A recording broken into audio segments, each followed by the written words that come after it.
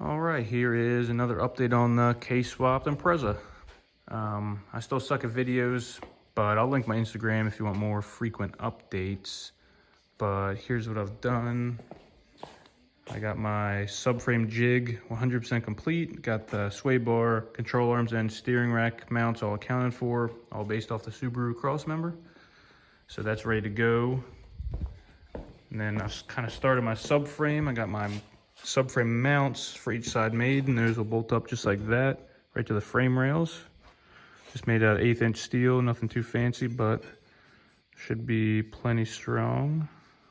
And then I've pretty much modeled the whole subframe plan in Fusion 360, which pretty much right here. The dimensions aren't exact on this drawing, but it's pretty much the basic idea of what it will look like, pretty close. And these points are more exact.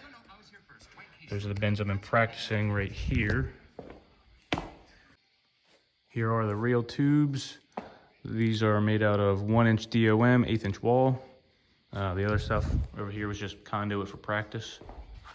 But these are bent, cut, and ready to go. So I'm gonna prep these surfaces real quick and throw them back on the car. All right, here are the tubes and the mounts on the car. You can get a better idea of how it looks, but it is all prepped and ready for welding. I got all my marks for orientation, so I know how they fit back up. Need to take it back off of here, back onto the jig, square it all up, and it'll be ready to tack into place. So by the next update, we will have a subframe structure, basic subframe will be together, and then all the other tubes and mounts will be next. So progress.